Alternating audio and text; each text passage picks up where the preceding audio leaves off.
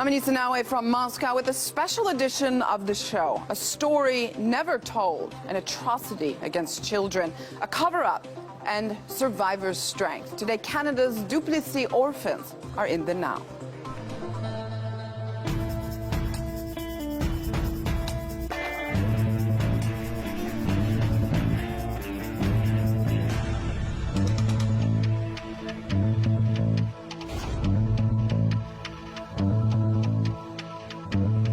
A horrendous crime against children that almost no one knows about. It reportedly took place in Canada and lasted for 2 decades, starting in the 1940s. The atrocity bears the name of this man, Maurice Duplessis, the governor of Quebec at the time. His apparent corrupt deal with the Catholic Church opened a gruesome chapter in history Canada is still refusing to acknowledge. 300,000 children became victims. Babies taken from young mothers or kids taken mainly from poor families by Catholic institutions. The majority of them were sold to childless families or on the black market. The price varied from $40 per baby up to $25,000.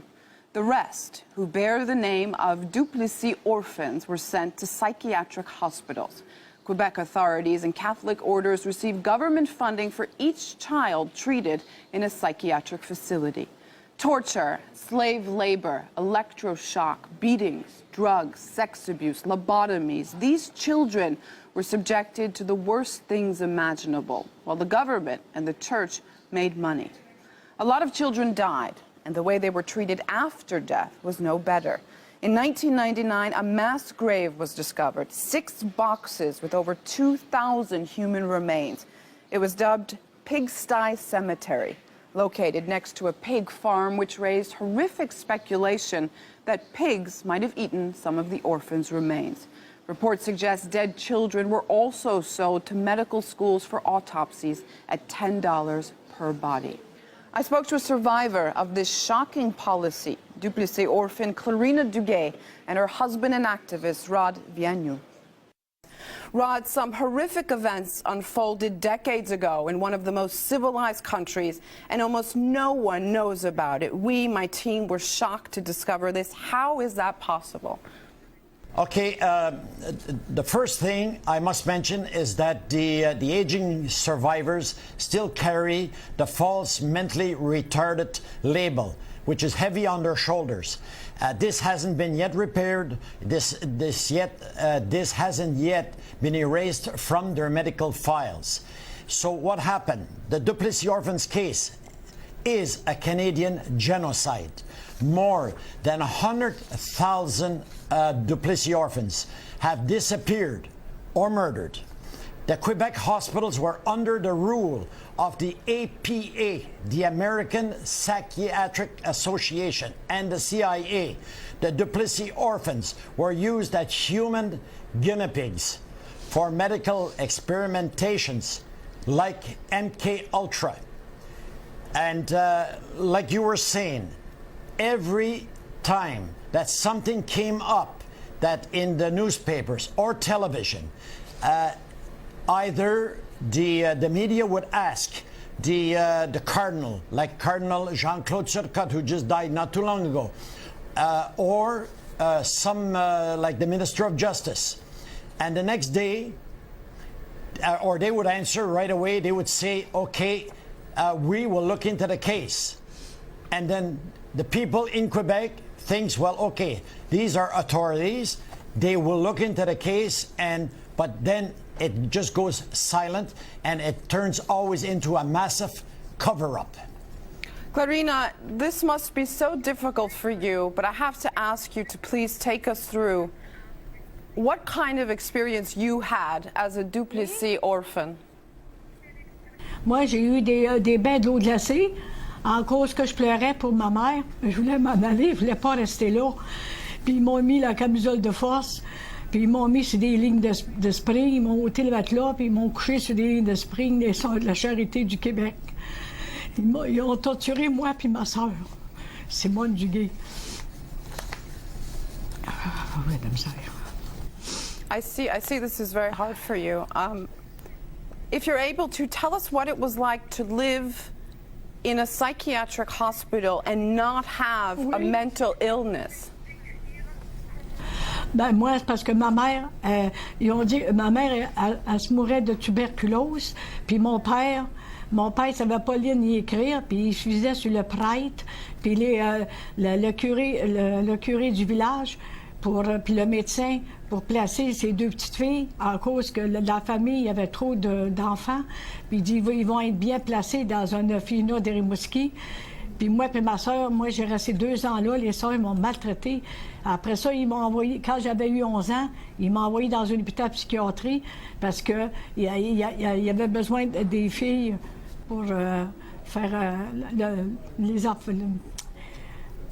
faire des choses, laver les planchers, puis laver les affaires de la cuisine, là.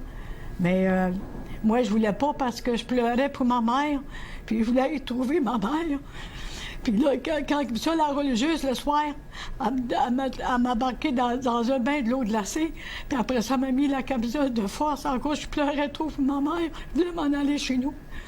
C'est pour ça qu'ils m'ont torturée.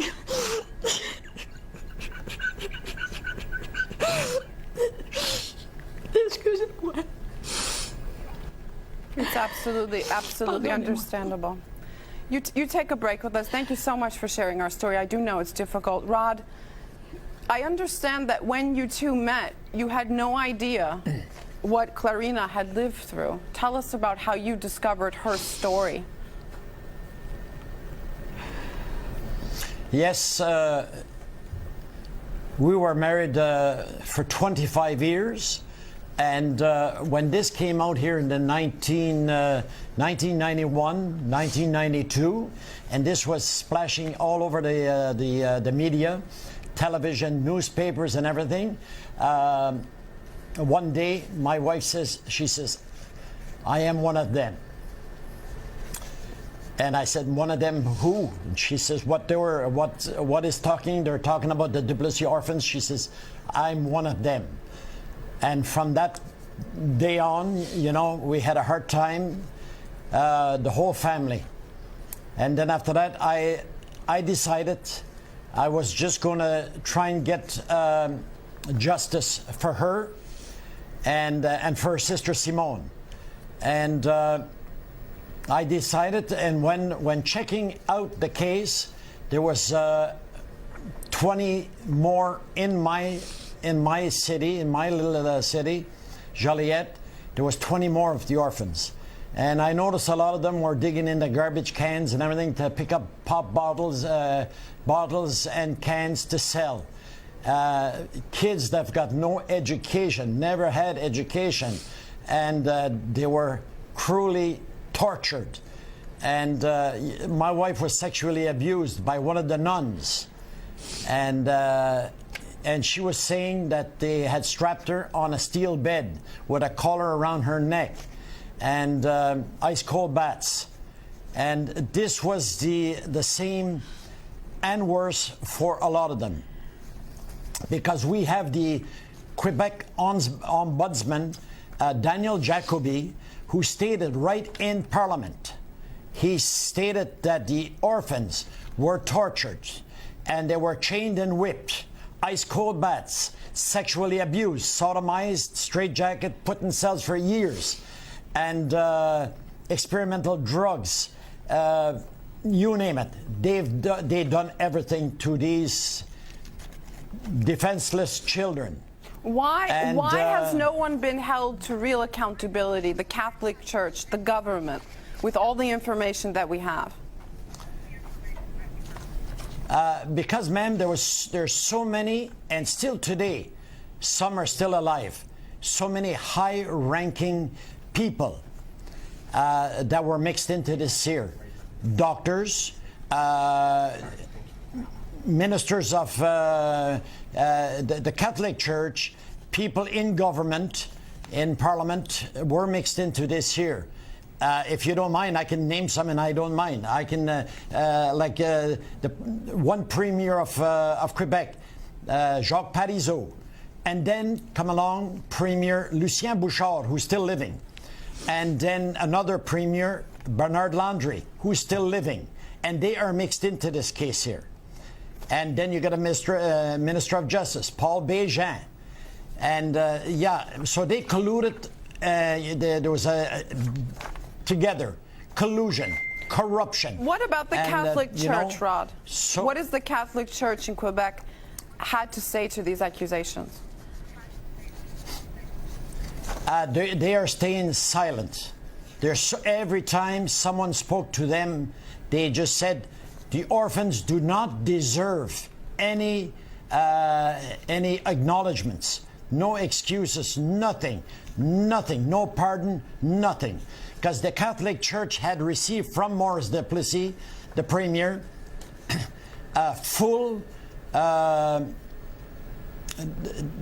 they had full control of the education, hospitals, schools, orphanages, everything.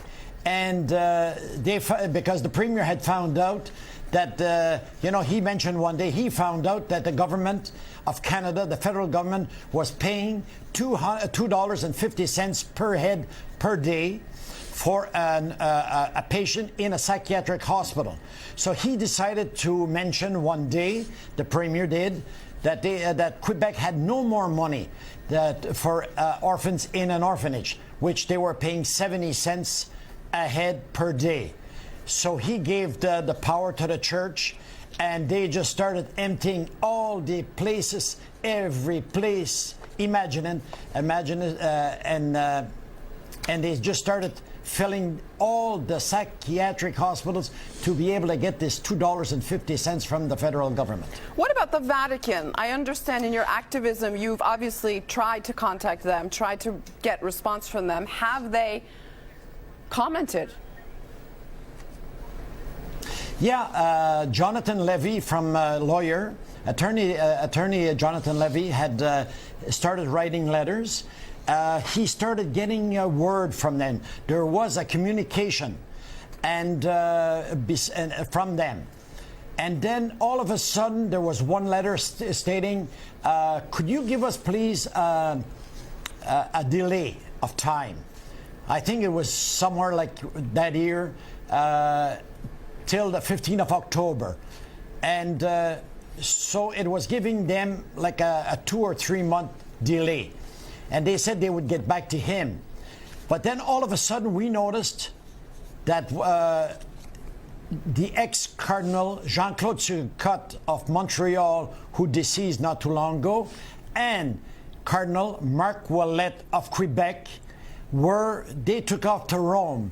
So so maybe the Vatican, the Vatican must have said, okay, what is this? Who is the Duplessis orphans? So they were called in over there to talk about this, and they must have told the Pope, forget it, don't write no more, nothing, just stay silent. When we come back, we hear more about the fight for justice for Canada's Duplessis orphans. Stay in the now.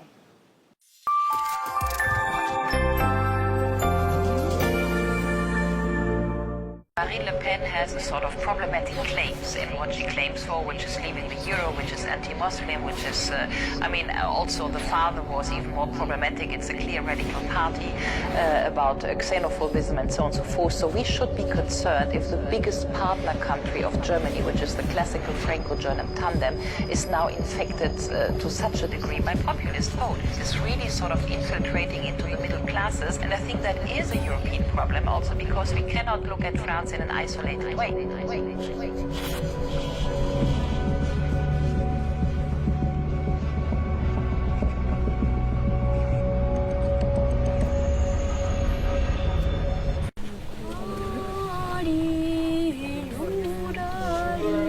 Самое главное, страх перед человеком. Если этого нет, выпускать медвежат на волю нельзя.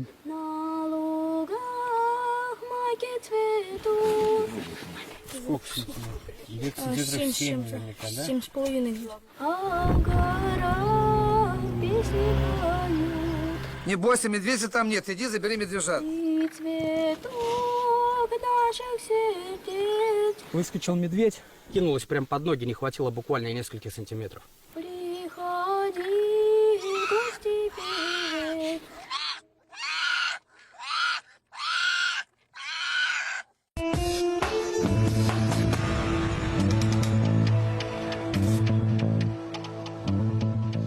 You're in the Now, and today our special on Canada's Duplessis orphans. Now we hear how one woman managed to run away from a childhood hell created for her by the Catholic Church. I want to ask you about your escape. How did you manage to get out of there alive? C'est ma soeur elle était à l'école ménagère, puis de là, elle s'est sauvée dans un train. Puis quand elle est arrivée chez nous à Gaspésie, elle a dit à mon père puis à ma famille que j'étais dans un hôpital psychiatrique de sortir ma soeur vite parce que là, ça faisait... Moi, j'ai rentré à l'âge de 11 ans, je suis sortie là à 17 ans et demi. C'est grâce à ma soeur qui a déserté, qui a pu me sortir de là à l'hôpital psychiatrique. Puis c'est mon père puis mon oncle qui il a écrit une lettre aux religieuses. Puis les religieuses, la supérieure, m'a dit de me préparer, qu'il m'a renvoyé sur le train. Puis rendu sur mon oncle William, bien c'est là que j'étais contente de sortir de là. Je n'étais plus capable. J'avais trop de souffrance, je souffrais trop. Puis j'étais heureuse que j'étais partie de là. Parce que sinon, là, si ma soeur n'aurait pas déserté, je serais encore là aujourd'hui. Tell us a little about the years after, before your husband found out, and that moment when you escaped. I mean, what is it like to live the life after being a Duplessis orphan? Ben moi, quand j'ai rencontré Rod, j'ai tombé en amour avec lui. Mais avant ça, parti quand t'es arrivé en Gaspésie. Ah, OK, OK. Quand j'arrivais à Gaspésie, ben là, j'ai resté sur une de mes tantes. Et puis là, j'ai commencé à faire du ménage là. Puis j'ai dit à ma tante, moi, quand je vais pogner 18 ans, je m'en vais à Tcherneur, travailler sur une madame, Louis Rail. Et de là, ben, j'ai resté 2 ans là. Puis là, j'ai pris le bord de Montréal. Puis là, j'ai commencé à travailler des manufactures, puis dans les machines à boutons, machines à boutonnières. C'est rien que ça que je pouvais faire. Je n'étais pas instruite, je n'avais pas l'instruction. Puis moi, mon rêve, c'était hôtesse de l'air. Puis j'aurais eu l'instruction, j'aurais aimé ça faire ce job-là. C'était mon rêve à moi. Puis j'ai pas réussi en cause, j'avais pas l'instruction. Puis à Montréal, ben c'est là qu'après ça, au bout d'1 an ou 2, ben, j'ai rencontré M. Viano, mon mari. Là. Puis c'est là que ça a commencé. Là. Mais jamais, jamais je n'ai parlé à mon mari de les choses qui ont passé dans mon enfance. Jamais. Puis quand ça avait sorti à la télévision, j'ai dit « Oh non, c'est pas vrai ». J'ai dit « Comment je vais faire ça à dire à mes enfants? » Parce que j'ai eu 6 enfants, puis je savais pas comment le dire à mes enfants. Puis quand ça sorti à la télévision, j'ai dit à mon mari « Il faut que je leur dise à mes enfants. » Parce qu'ils vont dire « Ma mère a été dans un hôpital psychiatrique, ça n'a pas de bon sens. » Fait que j'ai eu de la misère à expliquer à mes enfants. C'était dur pour moi, madame. But you did do it. Your children do know now. Bon moral, puis j'ai pu traverser ce chemin-là, madame. Ben, quand je les ai appelés, mes enfants, je voulais leur parler, leur expliquer pourquoi que j'avais été dans un hôpital psychiatrique, parce qu'à la télévision, ça avait sorti à la télévision, puis j'ai dit « Oh non, c'est pas vrai ». J'ai dit « Comment je vais faire pour dire ça à mes enfants? » Puis quand j'ai appelé mes enfants, je les ai mis autour de la table, j'ai réexpliqué tout ce qui m'est arrivé, puis tout ça. Puis un de mes enfants, ils n'ont pas être mis ça. Il dit « Maman, ils sont méchants, les religieux, d'avoir fait ça à vous. Et tu méritais pas ça. » Puis j'ai eu de la misère à les expliquer. Il fallait que je leur dise, parce que de manière d'une autre, ils l'auraient su pareil en passant à la télévision. Il fallait qu'on passe devant les journalistes pour expliquer notre affaire quand on est arrivé, tous les orphelins au Félin Duplessis. Il fallait rencontrer les journalistes puis compter un peu notre histoire. Là, j'ai dit, mon temps leur expliquer avant qu'ils sachent par d'autres. So journalists in Canada, Rod, were initially interested in this story once it was uncovered, let's say, in the 1990s. Is that correct? Yes, they were, yes. Every one of them, yeah. And then all of a sudden, not so interested. Well, they were told. They were told, I'm just going to mention something. There's a woman that we know. She stays maybe 25 miles from where we stay. And somebody broke into her house, and she's in a wheelchair. and she was in the same hospital as my wife, Clarina. And so the television, she got in contact with the television, and she said to them, get in touch with Rod Viano, and you know, he will explain more and this and that. So anyway, this criminal guy, this guy who works on criminal stories, from the television called me this maybe a few minutes before the interview started, and he said, Rod, he said, listen, you the only thing we're going to authorize that you can mention that Noella Doucet is a Duplessis orphan, and that's it. He said, if you say just one word other than that, he says, the television will close down. And this is a huge television station, major. Have you ever been contacted So this is what we're fighting against. The government? I met I think every premier, everyone. I have documentations, I've got pictures, newspapers, whatever, stories. I wrote over thousands and thousands of letters throughout Canada to every premier of Canada, the premier of Canada, all his staff members, the ones in Quebec. I've met so many ministers of parliament face to face, and each one of them seems, you know, they listen to the story and this is it. They just don't go further in this, because I believe, and you know, like Canada has been pointing fingers all over the world that this country is like this and this country is there and this is going on there. But if we lift the carpet here in Canada, in Quebec, about this case here, which is a Canadian-Quebec genocide of 100,000 orphans who disappeared, probably all murdered. And we have just Bordeaux jail in Montreal, over 1,000 orphans, children. They were locked up. They were so greedy for this money, for federal funds. Not only that in a Bordeaux jail that they had these kids there, but they opened up hospitals across, and they were the proprietors across the United States. Massachusetts, the Bronx, Chicago, Pittsburgh, Philadelphia. They had hospitals everywhere. And they were the sole owners, and they were illegally transporting thousands upon thousands of innocent children across the U.S. border. And it was so easy at the time because of the robe, the nun's robe that they were wearing. And to the officers at the border, well, you know, they cannot commit crimes. They represent goodness, you know. So yeah, and like Clarina was saying a while ago, the doctor from her little village and the priest, yeah.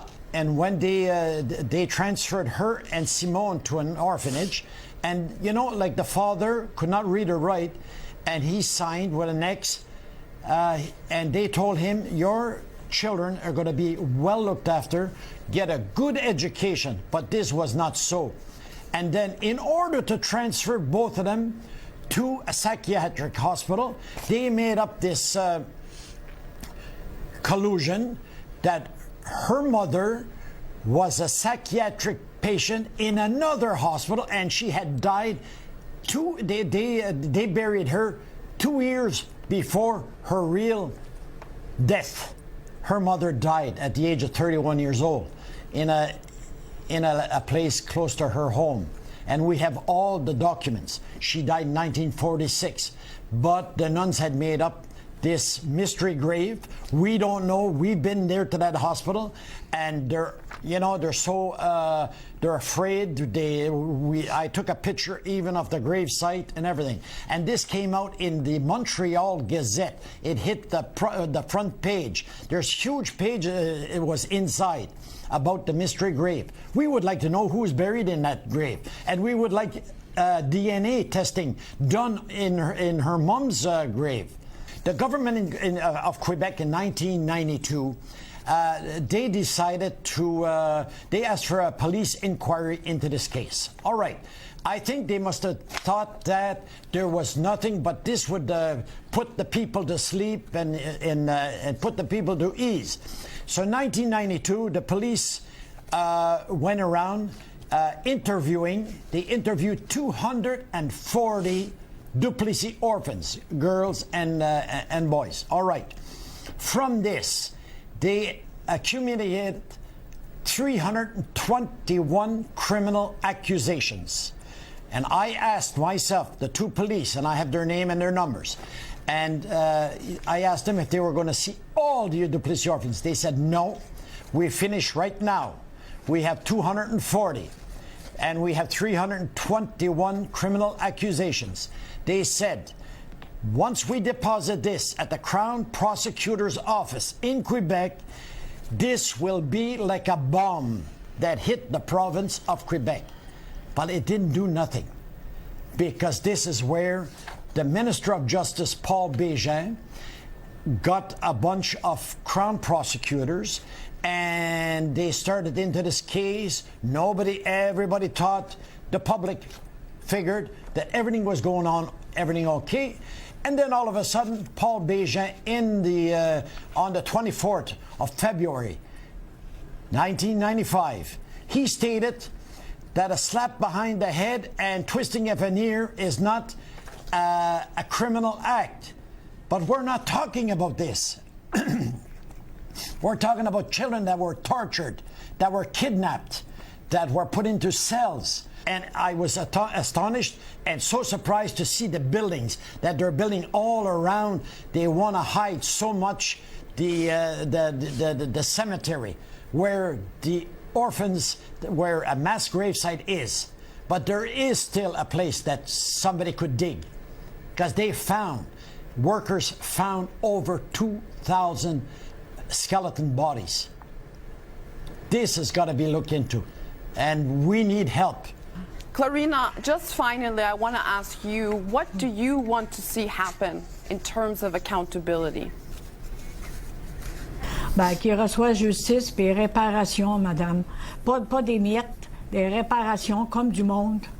Puis des excuses bien qu'il faut. Pas des miettes de pain. On va avoir des excuses puis réparation. Je ne sais pas si je le dis bien, non? Madam, the Duplessis orphans, they've got to erase from their medical files the false mentally retarded label.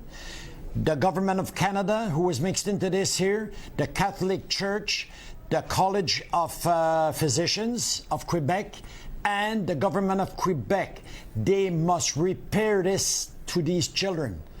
And they must repair in the right way. And because these children here had their lives stolen, they could have been lawyers, they could have been doctors, they could have been anybody. But they didn't have this chance. Without no education, and they're still carrying this heavy on their shoulders, this mentally retarded label. They've got to repair this case in a good way. All right, Rod Villanou and his wife, Clarina Duguay, of course, who was a Duplessis orphan. Thank you both so much for telling your story. Clarina, I want to say your story is heartbreaking, but your strength is so much more powerful. Thank you so much for being in the now, both of you. Merci beaucoup. Merci beaucoup. We contacted the Canadian Prime Minister's office and asked them to comment on the allegations and claims of this horrendous crime, but so far, nothing. Let's hope that justice prevails and you do your part in trying to help tell this dark side of history so it's never forgotten. Use the hashtag #DOJustice and spread this story with your comments. It's now or never.